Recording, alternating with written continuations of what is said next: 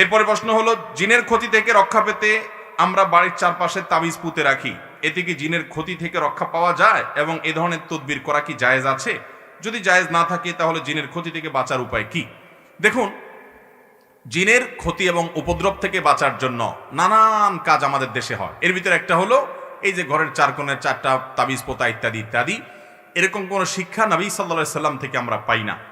বরং দুষ্ট জিনের উপদ্রব থেকে বাঁচার জন্য, ব্ল্যাক ম্যাজিক থেকে বাঁচার জন্য সূরা ইখলাস, সূরা ফালাক, সূরা নাস সকাল সন্ধ্যা ৩ বার পড়বেন। বিসমিল্লাহিল্লাযী লা ইয়াদুররু মা ইসমিহি শাইউন ফিল আরদি ওয়ালা ফিস সামা ওয়া হুয়াস সামিউল আলিম সকাল সন্ধ্যায় ৩ বার পড়বেন। হাসবিয়াল্লাহু লা ইলাহা ইল্লাহু আলাইহি তাওয়াক্কালতু ওয়া রাব্বুল আরশিল আযীম সকাল সন্ধ্যায় ৭ বার করে পড়বেন। আয়াতুল কুরসি পাঠ করবেন। যখনই বাসায় ঢুকবেন বিসমিল্লাহ বলে ঢুকবেন। শুধু আপনি একা ঢুকলে হবে না, যত মানুষ বাসায় ঢুকবে সবাইকে বলবেন বিসমিল্লাহ বলে ঢুকতে। হাদিসে আসছে বিসমিল্লাহ বলে ঢুকলে শয়তান সাথে ঢুকতে পারে। এবং টয়লেটে যতবার যাবেন দোয়া পড়ে যাবেন, বের হওয়ার সময় দোয়া পড়ে বের হবেন। টয়লেটের দরজা বন্ধ করে রাখবেন, ওটা দুষ্ট জিনের বা শয়তানের থাকার জায়গা। খাবার খাওয়ার পর হাড্ডি বা আপনার অন্যান্য যে কাঁটা ইত্যাদি আছে এগুলোতে পানি না ফেলে শুকনা জায়গায় রেখে এগুলো বাহিরে এমন জায়গায় ফেলবেন যাতে অন্যান্য পশু পাখিরা খায়। কারণ বিভিন্ন হাদিস থেকে এসেছে এগুলোর উপরে জিনদের খাদ্য প্রস্তুত হয়, অলৌকিক অদৃশ্য, যেটা আমরা দেখি না। অতএব জিনের উপদ্রব থেকে বাঁচার জন্য আরো অনেকগুলো আমল আছে। উপদ্রব ইতিমধ্যে শুরু হয়ে গেছে, এখন বাঁচতে চান সূরা বাকারা তেলাওয়াত করবেন। যে বাসায় সূরা বাকারা তেলাওয়াত করা হয় হাদিসে আসছে সে বাসায় এই জাতীয় উপদ্রব হয় না। এগুলো থেকে, ব্ল্যাক ম্যাজিক থেকে, দুষ্টজনের উপদ্রব থেকে বাঁচা যায়। সূরা বাকারা তেলাওয়াত করতে থাকেন। নিজে তেলাওয়াত করতে পারেন না, অডিও চালায় রাখেন। হারামের ইমামদের অডিও, বিভিন্ন কারীদের অডিও তেলাওয়াত করে রাখেন। পরীক্ষিত আপনার বাসায় অস্বাভাবিক আচরণ দেখছেন, দুষ্টজনের প্রভাব মনে হচ্ছে, আপনি আমলগুলো শুরু করেন। সেই সাথে ঘর থেকে সকল হারামের যত সিম্বল আছে সেগুলো সব সরান। এভাবে আপনি যখন দায়িত্বশীল আচরণ শুরু করবেন ইনশাআল্লাহ বিইذনিল্লাহ জিনের উপদ্রব দূর হতে বাধ্য। এরপরে প্রশ্ন হলো, জমি বন্ধক রাখা কতটুকু জায়েজ? জমি বন্ধক রাখা জায়েজ আছে, এটা কোনো নাজায়েজ কাজ না। মুশকিল হলো জমি বন্ধকের শরঈ পদ্ধতি আমাদের সমাজে খুব একটা বাস্তবায়িত হয় না। ধরুন আমার কিছু টাকা দরকার, আমার কাছে জমি আছে, আমার এই জমিটা আমি ওনার কাছে বন্ধক রাখলাম, বন্ধক রেখে ওনার থেকে টাকা নিলাম। এটা হলো মূলত ধার নেওয়া। আমি ধার নিয়ে আবার টাকাটা দিতেও পারি, নাও দিতে পারি, টালবাহানা করতে পারি। সেজন্য যাতে এটা করতে না পারি সেজন্য জমির মূল দলিলটা তার কাছে জমা রাখলাম। যদি আমি ঝামেলা করি, এটা জমি বলে কোনো কথা না, একটা মোবাইল ফোন জমা রেখেও টাকা ধার নেওয়া যেতে পারে। যে আমি যদি গড়িমসি করি তাহলে উনি এলাকার মান্যগণ্য মুরব্বী, চেয়ারম্যান, মেম্বার, এলাকার ইমাম সাহেব, মুরব্বীদের মাধ্যমে বিচার সালিশ করে ওই মোবাইল বিক্রি করে ওই জমি সেটা বিক্রির উদ্যোগ নিয়ে, বা যে জিনিস হোক সেটা বিক্রির উদ্যোগ নিয়ে উনি ওনার টাকা আদায় করতে পারে, যাতে কোনো ঝামেলা করতে না পারে। এই বন্ধক এক গ্রান্ট হিসেবে মূলত বন্ধকের এই সিস্টেম ইসলাম দিয়েছে। কোরআনে আল্লাহ তাআলা বলেছেন এটি জায়েজ আছে। কিন্তু মুশকিল হলো আমাদের দেশে কি হয়, আমাদের দেশে হলো আমার জমি ওনার কাছে বন্ধক রেখে টাকা নিলাম, তো উনি টাকাটা কি ফাও ফাও দিবে, এই জন্য উনি আমার জমিটা ভোগ করে যতদিন পর্যন্ত টাকাটা আমি না দিই। এই না সিস্টেম আমাদের দেশে চালু আছে। এই সিস্টেমটা জায়েজ নাই, এই সিস্টেমটা জায়েজ। এখন কথা হলো জায়েজ নাই কেন? জায়েজ নাই এই জন্য যে আপনি হাওলাত দিবেন আল্লাহর কাছে সওয়াব পাওয়ার জন্য, বন্ধক রাখবেন গ্যারান্টি হিসেবে, ব্যাস।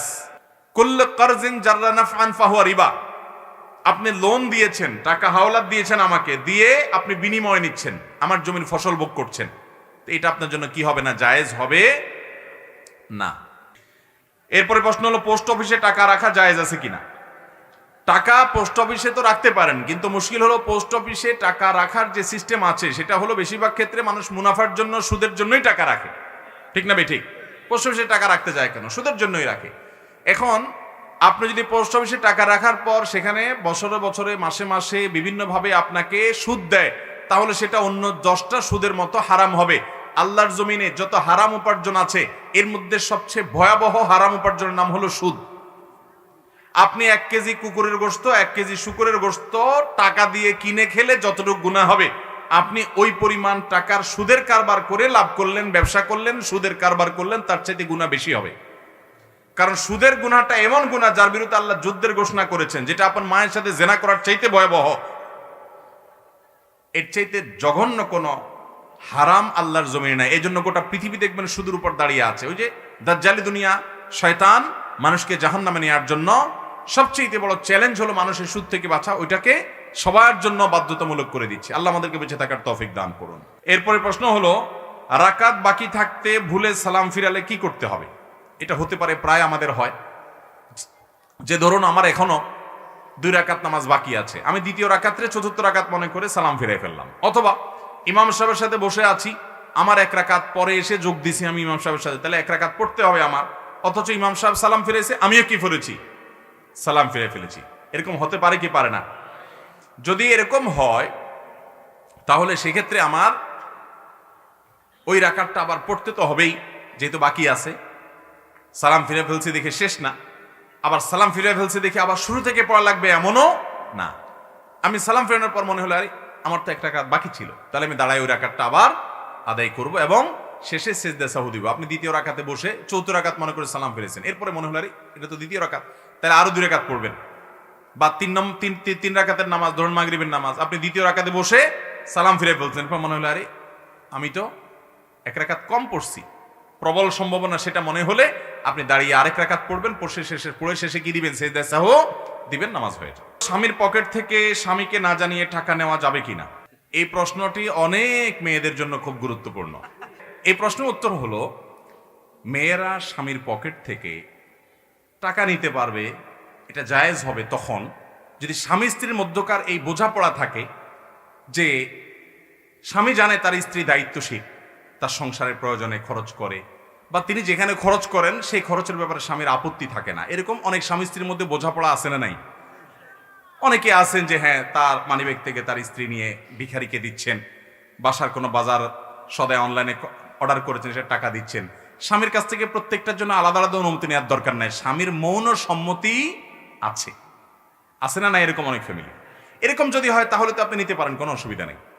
আর যদি ব্যাপারটা এরকম হয় যে আপনি স্বামী ঘুমানোর পর ওই হুজুরের কাছ থেকে মাসালা জিজ্ঞাসা করে তারপর চুপে চুপে আস্তে করে মানিব্যাগটা বের করে আপনি সেখান থেকে টাকা পরে সরায় আবার জায়গা মতো রেখে দিচ্ছেন, ভদ্রলোক যাতে টেন না পায়, প্রক্রিয়া যদি এটা হয় তাহলে সেটা না জায়েজ।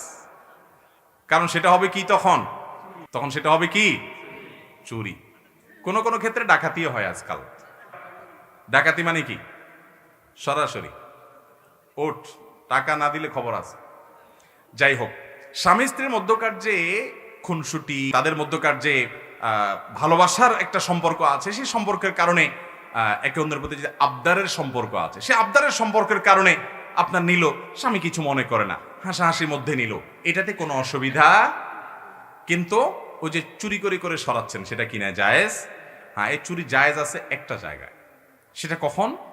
আপনার স্বামী, আপনি অসুখে মরে যান তবুও আপনাকে ডাক্তারের কাছে নেয় না, আপনার বাসায় বাজার নাই তবুও দেয় না। অনেক বিশেষ করে এক স্বামী আরেক বিয়া করলে অনেক সময় দেখা যায় অনেক জালেম, এই বউর খোঁজ খবর আর নেয় না, একেবারে নিত্য প্রয়োজনীয় তার যে প্রাপ্য সেটাও দেয় না, বাপের বাড়ির থেকে এনে বেচারি সংসার চালানো লাগে, চাল ডাল কিনা লাগে। এরকম যদি হয় তখন এই স্বামীকে যদি আপনি বাগে পান, তো আপনার যতটুকু না হলে নয়, যেটা আপনার প্রাপ্য অধিকার, ভরণ পোষণ, খাবার দাবার, চাল ডাল কেনার, এই রকম টাকা তার কাছ থেকে আপনি সরায় নিতে পারেন, এটা জায়েজ হবে।